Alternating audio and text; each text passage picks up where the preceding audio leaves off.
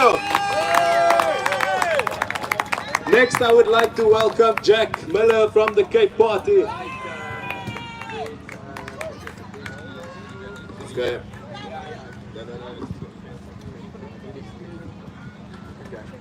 Go, Jackie.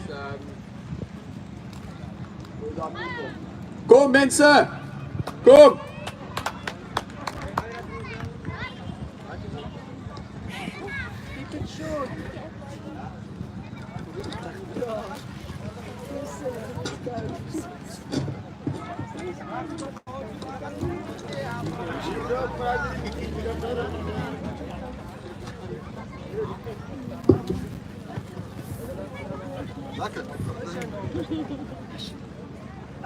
Okay, party people, let's gather around.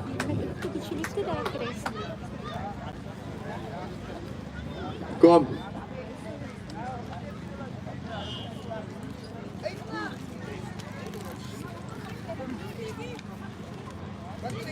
Wow, wow, wow, wow.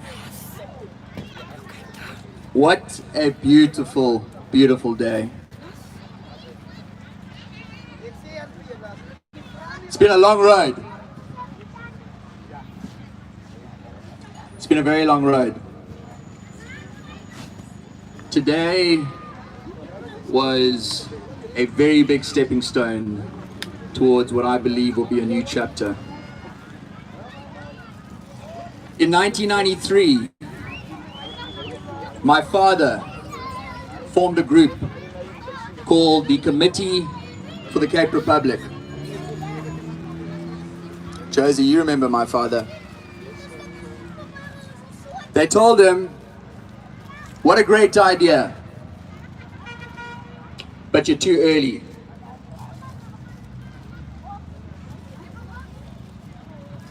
In 2007,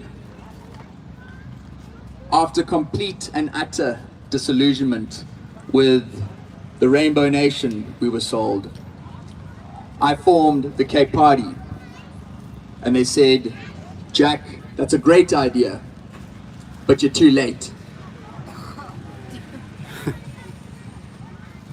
And maybe they were right. If you think about what has happened in the last 13 years, it is unbelievable. Things were so bad in 2007 when the Cape Party was formed. We thought, things cannot get worse than this, surely. There are things they can't break. Well, they've broken it. Here we are in the year 2020. Have you heard of this thing called junk status? Okay. Now, if you thought junk status was rock bottom, I've got news for you. Last week, those ratings agencies downgraded us even further from junk status. So when we thought we hit rock bottom, the ANC and EFF said, no, no, no. They got out the shovels and they started digging. We are going down into a pit of destruction. How is it possible that the ANC and EFF can get away with the types of things that these people are saying? How are they not classified as a terrorist organization? The Human Rights Committee needs to hold these people accountable. There's an indictment on the human rights as well as the South African government and the courts of law that allow this racially inflammatory, destructive policies to be oppressed upon us, the people of the Cape.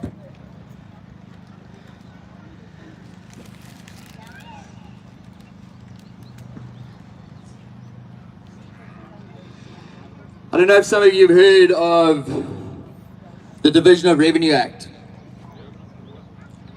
What this is the amount of taxes that each province in the country pays to the National Treasury, which is controlled by the ANC. The Western Cape pays It's a little bit more this year, but I'll use last year's numbers. Nice, clean, simple numbers. The percents are the same. It's mind-blowing. The Western Cape pays 200 billion rand in taxes to the ANC-controlled National Treasury every single year. Do you know how much we get back? We get back a mere 50 billion rand. We're losing direct access to 75% of the taxes that we pay. They ask us, could the Western Cape survive as an independent country? Let me tell you, we would prosper, we would thrive, we'd be one of the greatest countries on earth.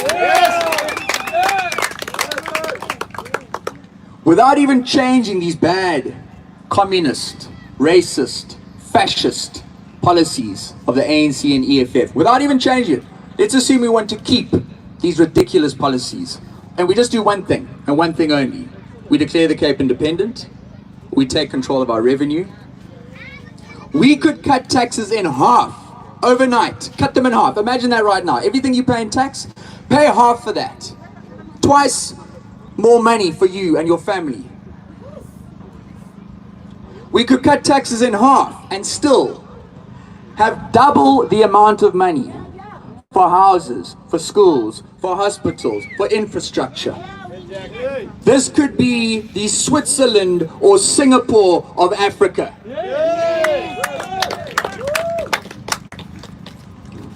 And these are two good countries to look at. Singapore suffered under colonialism, just like we suffered under colonialism here in South Africa. South Africa is actually not the name of a country. South Africa is a geographical location. Just pause, think about it. South Africa. The Queen in 1910, the British Empire gave us that name. We didn't even choose that name. The British Empire gave us the name, the Union of this continent Africa. They're down at the bottom. Let's call it the South African Union. The Union of South Africa. British imposed it on us. So,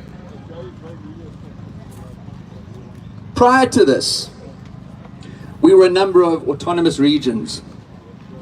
The Cape had a number of governors before we were forced into the Union of South Africa.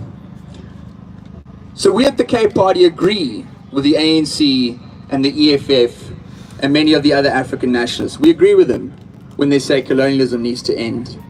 Colonialism needs to end where it began. And let me tell you where it began. In the artificial formation of the borders of the Union of South Africa. Let's put an end to colonialism right now and declare the Cape an independent country. Yes! Yes!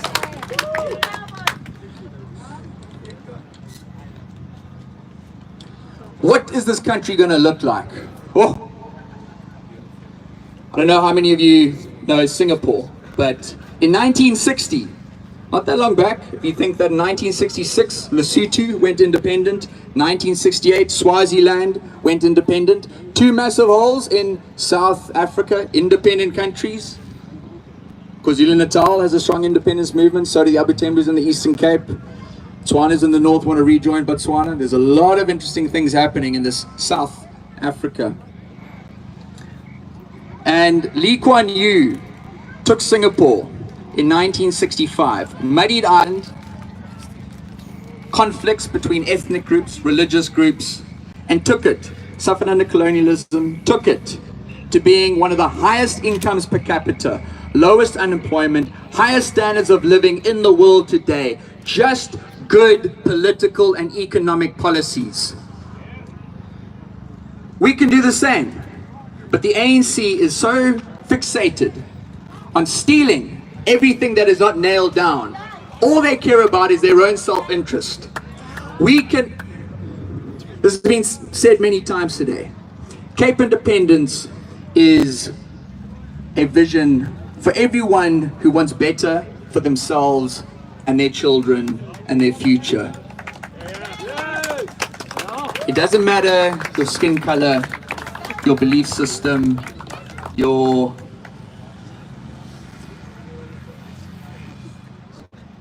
your ethnicity,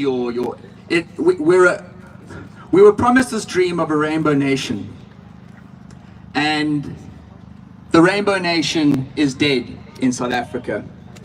We can still have a rainbow nation right here in an independent Cape. Today I'm honored. They aren't on the stage with me, but they're around the stage. I'm absolutely honored to share this platform with the Cape Independence Advocacy Group, the CIAG. Thank them for organizing this event. I'd like to thank Cape Exit for their tremendous efforts over the last 12 months. They've grown absolutely exponentially. They are tremendous ambassadors for the Cape Independence vision. The ULA, Sovereign State of Good Hope, My Independence, King Kubaha. There are many names out there who have raised their hands and stood up for this vision. We don't always see eye to eye with all these different groups, but we have an overarching dream that beats in all of our hearts. And we're not too late. And those that came before us were not too early. This vision lives in the soil upon which we stand. This vision is bigger than any one of us. The seeds exist inside us, and through our efforts, our drive, our passion, our love, our belief, we can make this vision a reality. Thank you so much. God bless.